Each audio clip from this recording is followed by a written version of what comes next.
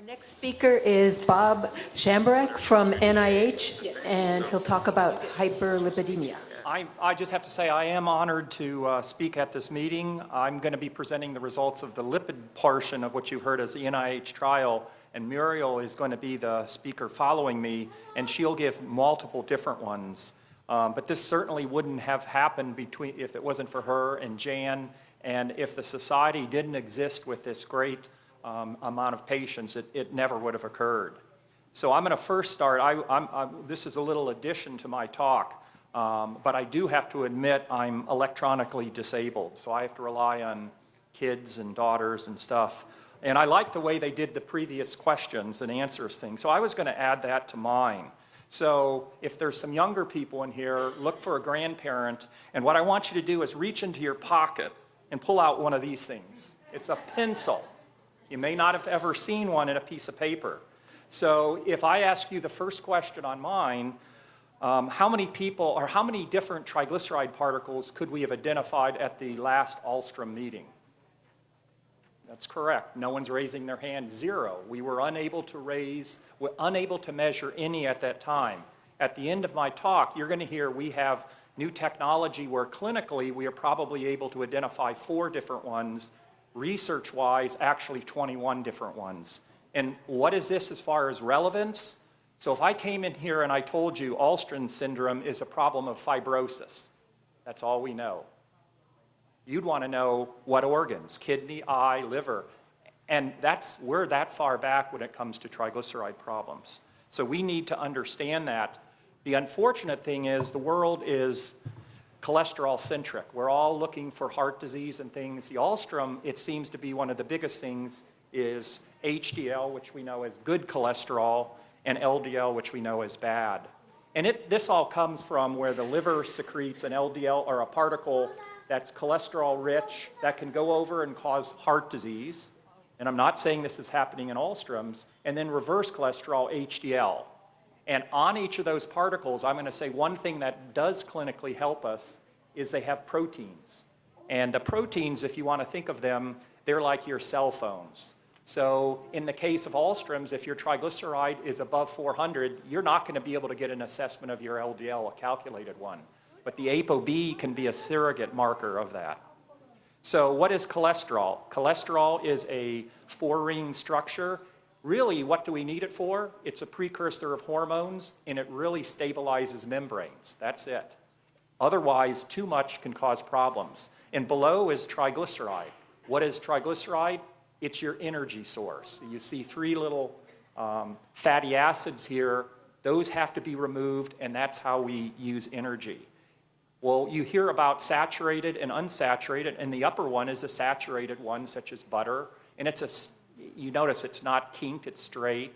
The lower one, like our Mediterranean oils and that, is a unsaturated. And that certainly alters the structures and things that are going on. And if we were talking about atherosclerosis more, that would be very important. So why do we need a lipoprotein? Well, we're trying to put oil or fat into water. It just doesn't work, but it will work if we think we got to get our energy source. This is our membrane stabilizer. So the blue is what we call phospholipid. That is common to every membrane in the body. Inside is going to be fat, and that's the way we're going to be able to carry this oil to the other cells. And then we have cholesterol on the surface, which can be incorporated, but this is the basis of the lipoprotein. Triglycerides, the liver makes and stores. The fat cells store it and has many other functions. The intestine, we absorb it, blood, the transportation. But the key thing are these different lipases. And you don't have to understand this, but by understanding the mechanism, you'll understand what we're trying to kind of get across to you. So the triglyceride with the lipase will free this energy, and this can be then used by the body. The bloodstream has these variety of ones. The only one I'm going to say that you're going to hear a whole lot about is lipoprotein lipase. I think that's a key one, but we're only beginning to understand that a lot. The GI tract, we absorb it. The liver has them to break them up in the liver. The adipocyte has them. It's very crucial.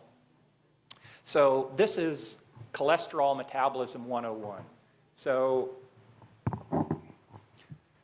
when we're eating food, hopefully very shortly. The exogenous pathway, we form a big particle. These are huge particles. If you can think of it as a dump truck spilling its cargo of triglyceride, much of that going to the fat cell. Then it breaks down to these remnant particles. When we're not eating, we have a similar dump truck, and that's going to form what's called a VLDL, a smaller triglyceride-rich particle. We call this the endogenous pathway. This also is the source to the adipocytes. And now as the cholesterol particle loses the cholesterol, it gets down to we call remnant particle, LDL particle. These have basically the most amount of triglyceride and the least. But when we do a measurement in the plasma, we're measuring triglyceride. We're measuring the sum of this. So it's very hard to know anything about it without being able to isolate these. The one thing I did mention is you can use ApoB because the biggest particle that has ApoB is the cholesterol one. And if you have someone who has a triglyceride above 400, you can't measure LDL, you can get an ApoB measurement. That ApoB can go to the arteries, and then reverse cholesterol transport is not as much a truck, it's a taxi. You got to get it inside it, and then it leaves the body. So this is a complex slide, but I thought I would kind of run through it because it tells us really everything that we've kind of heard with Alström and what's going on. How the glucose, the sugar breaking down is going on in a liver, which is often described as fatty liver or fibrotic. It then converts over to triglycerides. We're getting into the lipid one.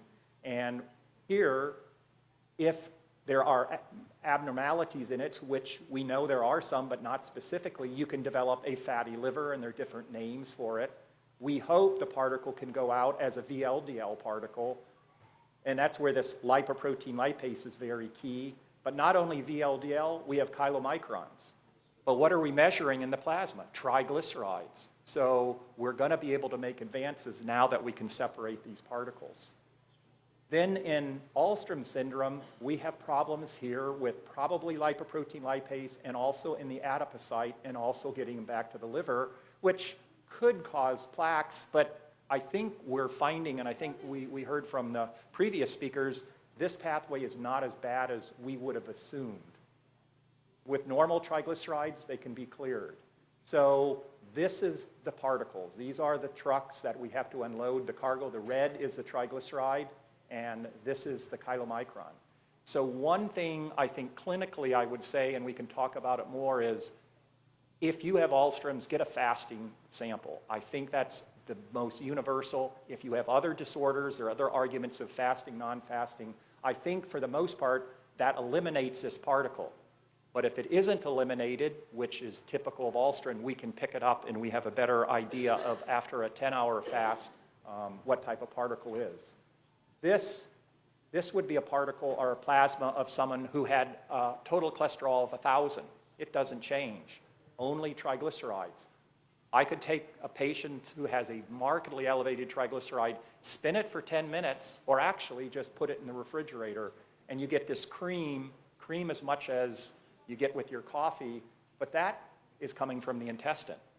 This VLDL, the one from the liver, occurs here. And what I do know is on a fasting sample, if you have any of this cream present, I can look at it, but now I can measure it, you're likely to have a problem with clearance going to the liver and the intestine.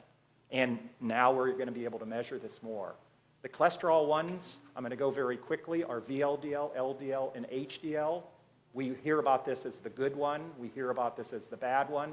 This is the one that typically, I should add in here, chylomicron, but before we couldn't separate them, causes pancreatitis. Now, this is a typical lipid profile that we had and which we would have used 3 years ago. We have a cholesterol, an LDL, an HDL. This is said to be the bad one. This is said to be the good one. And when we're trying to measure cholesterol, we want to find out what the LDL is. And the cholesterol is what's in all those particles, LDL, HDL, and VLDL. And a person called Friederwald, about 40 years ago, found out that in a triglyceride particle that's under 400, for every 5 triglyceride particles, there's 1 cholesterol. And because of that, we could get an estimate of the LDL. Now, if it's above this, we won't. So in our Kindred, we had 8 patients that had triglycerides above 400. So we weren't able to, based on any current ones, tell them their heart risk based on that, anything with LDL. The NMR machine is a new technology. It's about 11 Tesla magnet. So we heard about the MRI. So now we're applying the MRI to the plasma, and it does little ringing when it has these high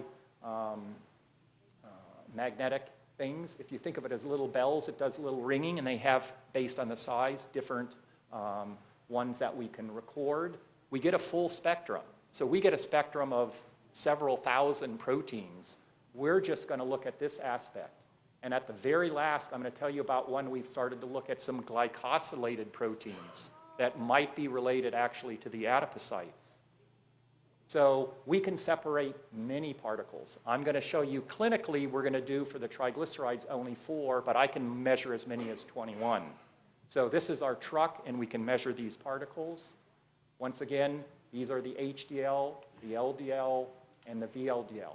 We can do many of them from a research aspect, and these are the big chylomicron trucks, the smaller ones. In the past, we just said you have a triglyceride of 400. Not very far. And we're finding these are potentially bad particles. And this IDL, you're going to hear me refer to as a remnant particle. It's now better to refer to it as a remnant particle. So this is one where you could walk down to a clinic in Plymouth, and they could send this blood off today and get what's called a LDL particle number. And it ranges from the bad ones, 1,000, to greater than really 1,600. So this was Alex and this was Brian. They were both 42, and they both had LDLs at 94. We're not going to ask about family history or anything, but they did Alex's particle number, and it came 923. And they did Brian's, and it came back 1,800. And they did a CT, or Brian had chest pain, and they found out he had a lot of atherosclerosis, and he had a strong family history of heart disease. So part of this NMR is very good just for assessing heart disease, but the more I see it is, we can really get the pattern of the triglycerides. So what does this mean? You have 2 people with an LDL. You just clunk it up, put it on the table. You don't know really anything about it, but the person on the left has big particles. The person on the right has small particles. And through looking at numerous epidemiologic clinical trials and things, we can find this person has, a particle number of 800. This one is 1,400. So there's 2 things in the MRI, and this is where I don't want to get you confused, is we can do the size. So we're going to look at, for clinical, small, medium, and large, and how much of the small, medium, and large. So if I tell you small, dense, or small LDL is the worst particle, you may have all that, but if it's low, it's okay. And one of the interesting things is the Alström does have some of the small LDL, but it doesn't have much of it. So if I do a typical diabetic or obese patient, they're going to have small LDL, but they're going to have a lot. So that is one of the things going in favor, and we had some really important data on the CT scans, which that may explain why we're not seeing it in them. So let me talk about the family study.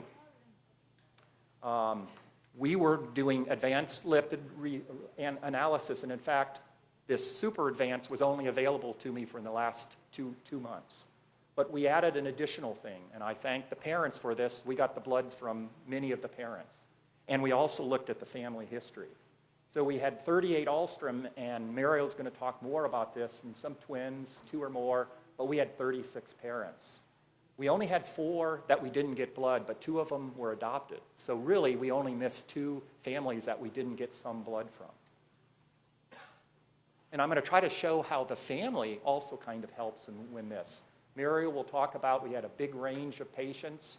The pancreatitis was a little younger than what I think Jan's and some others. So we had a couple that had pancreatitis that younger. Don't know why. We've never been able to really describe it. But 16 had self-reported hypertriglyceridemia. No family history. Only about 3 with a family history of triglycerides. So this is an Alström phenomena for the most part. And we may come back in questions. We had 7 on statins, 1 on niacin, and then we had fish oil. And this fish oil is something we're going to have to really understand, because the whole idea of fish oil is, okay, your son or daughter comes in and their glucose is 350. What are you going to do about it? What if I told you, let's give them some glucose? And you say, are you crazy? Yeah, well, let's give them some glucose, see if it will come down. Well, what are you doing with hypertriglyceridemia? What is fish oil? Triglyceride. It happens to be a bigger one, and in certain conditions, often synthesis, it will reduce it. In cases of catabolism, so in cases of clearing it, if you give additional triglycerides, it's not going to be cleared whether it's a fish oil or not. So I'm not telling you to change anything. I just think we've got to get more information to understand it. And with advanced lipids, we can see what type of particles are and potentially answer that. So this is 2 examples where we were able to use the family history and the advanced lipids to answer really a clinical question. So this was a patient who came in with triglycerides that were up, LDL that was way up compared to the average Alström, which is more in the 85 range, and low HDL. Well, that's what we see in it. I said we could measure clinically ApoB, and it was up, so that confirmed that this is not something good. And we did the advanced and saw, yes, the LDL particle number is way up. And I said, you know, that is having all the inklings of not Alström patients. The Alström patient is actually about 1,000 if you look at the average. So then we looked at his particle number, and I'll go through a number of these. On the left, this is a chylomicron. So we're now able to measure a chylomicron. In a patient without Alström, and in all the parents, the chylomicrons were 0. So this is a phenotype of the Alström patient. You also see these are 3 different, small, medium, and large triglycerides. They had a large amount on a fasting sample. We don't know what to make of that from a heart disease, but we do look at the remnant, which some people called an IDL, and we know that in general that's a bad particle. We then move over to this patient and look at his LDL, large LDL and small LDL. Of any of this, I said the most strongest one is having a lot of small LDL. And this is a bubble plot. So a bubble plot means the bigger the bubble, the more you have relative to other patients. Now, if I looked at the typical Alström, they're going to have this amount, very small. And I also looked over here at HDL. You have small, medium, and large. And they had a fair amount of small, but not bad, but this just stood out. Then when we looked at the father, he had an identical thing. The Alström had more of the triglycerides. The father didn't have that, but they had this LDL. So what is this? Like father, like son. We heard a good talk on genetics. They have probably inherited a LDL gene in addition to the Alström, and which is going to make their heart disease much worse. So that's one instance. This person has to go on a statin. Now we have the Alström patient with high triglycerides, no family history, triglycerides of 504. You can't measure by a typical lipo panel the LDL, low HDL, unable to calculate it. So let's go back. The chylomicron, huge, big triglyceride, the biggest particles. This is just classic of Alströms, and that's what the particle is. Now, just so you know, this is the one where I can get 21 different particles in the research mode. So we're figuring out what's going on that. So this patient had some remnants, but I look at this, if you remember, this was the big particle. His LDL particle is not, it is present, but they don't have that much of it. With HDL, small is bad, large is good. The Alströms typically are right here, and he's like another typical Alström. So what I could say from this patient is, I'm not worried about heart disease. I can make an assessment about their cardiovascular risk, and I can get other information from that. So it ends up, when I did the ApoB, it was down low. When we did the LDL particle number, it was 500. So I could reassure this patient they have hypertriglyceridemia, and at this point, don't need a statin. So I'm going to go very quick for these. particles. So one of the interesting things we saw with HDL is above 40 is about a normal amount. One of the things we saw were 8 patients that had high HDL. This is not, in any of the studies before this, there was always this about a third or 25% that had higher HDL. Well, what did we do? I went and looked at the parents. And 7 out of the 8 parents had an HDL with 1 to 3 milligrams from this. What happened? Like father, like son. They likely inherited a good HDL gene. So in this fact, this is probably the Alström effect. This is the effect of inheriting a good HDL. So there are good genes you can also inherit. This is the triglyceride, would look very much, this is our very much outlier. This is where we get pancreatitis. This is more the typical level. So I just lowered the score so we could really look at these. And there's several things to look at. First of all, 150 is a typical one where we'll say they're high, where they're normal. And this will occur with Jan's data, with any other data. We found about 40 to 50% actually had normal levels. Once again, these people over 400, we could not measure their LDL or assess them. What I can tell you is, let's see, did I have that? We were able to assess and determine whether or not they likely had cardiovascular disease. But one of the things I wanted to do was look at the effect of fish oils. So there were 4 patients who were on high-dose fish oils. And of those, we don't have serial samples. I just have 1 point in 1 time. So I do not know if really some of these, and we do have to look at it more, could have come down from 4,000. A couple of these might have been the pancreatitis ones. But if we looked at the people on the low dose, and low dose is what I'm going to describe as 1 to 3 tablets a day. And in those, the great majority of ones were bordering on, if not normal. So what you have to know with fish oil, we don't know if fish oil really helps or works. What we do know, in order to decrease severe hypertriglyceridemia, you need to treat with 8 to 12 tablets. 1 to 3 probably doesn't do anything unless you have a catabolism problem. If you have a catabolism problem, any fish oil might be adding to the problem. So like with any drug, any medical condition, get a fasting sample each time and check that if you add fish oil, it's helping and not actually hurting.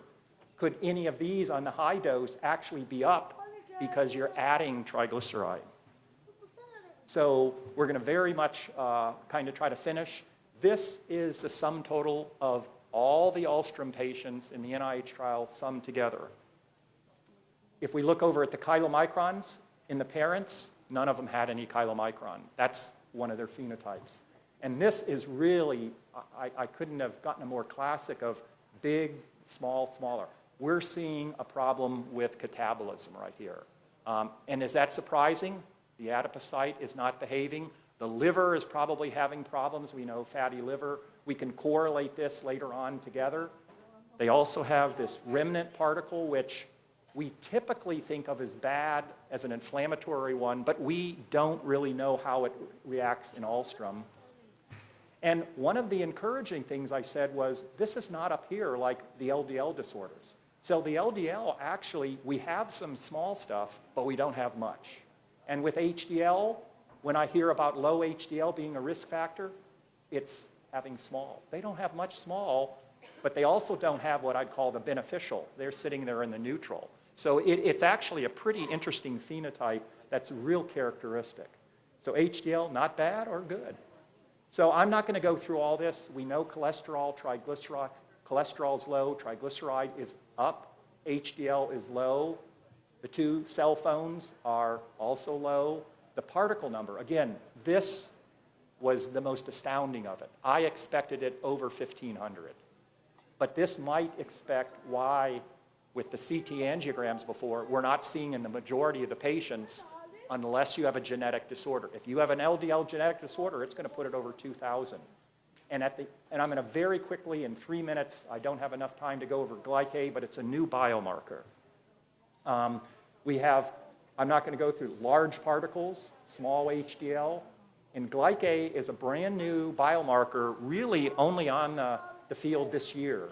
And we're not only looking over here at the lipoproteins, this is going to be a composite. It's going to be a collection of about 8 acute inflammatory biomarkers, some of which we heard mentioned in yesterday's talk. That could go up in the adipocyte and thing. So this is a paper on type 2. This one is leptin goes up in obesity. Adipolectin typically goes down, and it's strongly correlated. And in the diabetes one, normal, type 2, it was down here low, 395. What is the Alström? 399. So we didn't see the LDL risk, but we're seeing an inflammatory risk. But remember, half the patients are above 400. We need to find out if this is something correlating with the risk. So I don't have time to go. This is new therapies. This is our truck going down to LDL. These particular therapies have become very important in the last 2 years, and pharmaceutical companies are developing antisense to this one. In fact, I'm part of a study looking at this in lipodystrophy and hypotriglyceridemia. So I put this up there just for discussion that we can talk about later, what particular therapies is. We really don't know what's going on with fish oil. The only patients we had have been on Levazole, but there is an EPA only. So does one fish oil help? So we've mentioned the conclusions, and just very quickly I'm going to highlight about 8 observations without reading them. We need to know more about the natural history of lipids, specifically those who develop pancreatitis and hypertriglyceridemia. And as we said, this conclusion was before the results yesterday. It's unclear why or if they will develop CAD, and for the most part, it doesn't look like it. This can be very helpful, this advanced lipid for the triglyceride particle, and it also might be helpful in assessing cardiovascular risk when your triglyceride is greater than 400. I think there was utility in knowing family history and parent lipids. That's an essential part of my history in anything. We don't know much about the daily fluctuations. So fasting is important for a clinical, but we need to know what's happening in the 16 other hours of the day and what is the best treatment. So ending with, we don't know if statins are necessary. It has to be tailored. We have to use some of our advanced lipids, and we don't know much about low dose. So I will finish with saying this could not have been done without these 2 people, and I don't think it could have been done without a great association like the Alström syndrome patients. And thank not only our patients, but we got our parents to give blood draw. So thank you very much. And I will say, if you have particular questions about a personal one and data, I'm going to be around all afternoon. Come by. I'm happy to do it, and I'm happy to answer, depending on the time factor, any questions. Any questions? There are no questions. You get to go to lunch, maybe. I don't know. Is Mariel speaking next? Yes. Okay. Any questions? Or?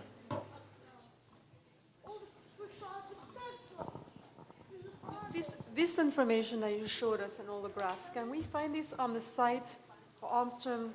No. In fact, these charts don't exist anywhere. These are our way, actually, of when we get the data, and I think Jan would know this, we get a tabular form of 35 answers. And it gives you the range, and that's all it does. So what we're trying to do is portray it in a way in which it's not on a chart. We've seen so many of these. It's easier if I just kind of.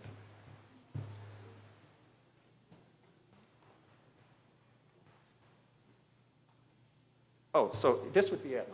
So this is not a chart of it, but we get 35 of these tests, and it just gives us numbers, and we know what a range is, much like that. So we were getting these numbers, and it doesn't give you this error. So what we're trying to do is a way, and again, right now it's only at the NIH, in which we can take a 157 and give you an idea of, relative to everyone else, how much you have. So it's a way I can just look at this and pattern recognize. On the tabular form, I can't. And in fact, yesterday at the scientific meeting, I showed one more where we actually portray it of where your time point is and in reference to the smallest and the largest. So in a sense, this is more information that you need at this meeting. At the next meeting, maybe it won't be. In the meantime, you can get some of this data if you want it, but I'm not encouraging people to do it. We had some people come up afterwards for as far as heart disease, the LDL particle number, you can get that nowadays almost anywhere through LabCorp or something like that, and they will give you often, they'll give you a limited, maybe about 6 of them, the small and the different, some of the fractions, but there's just too much information right now for anyone to understand. So this particular pattern is only a way where I can look at this and I can look at the next one, but if I just look at those tables, my brain could not process it. So this is a way where we're trying to say where I can immediately look and know that this is not a lot of bad. So when I look at this profile, this is bad HDL, this is bad LDL, these particles are bad. I want this over here.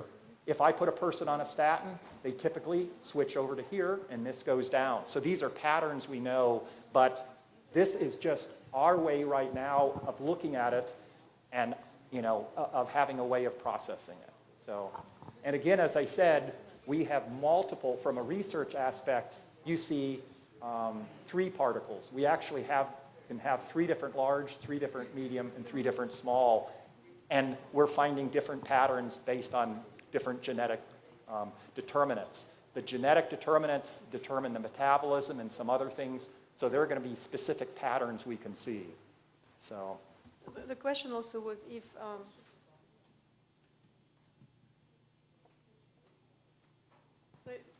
a patient has a high cholesterol level, is it automatically that they are going to possibly develop diabetes type 2? nope. And again, so let's say you had a high cholesterol.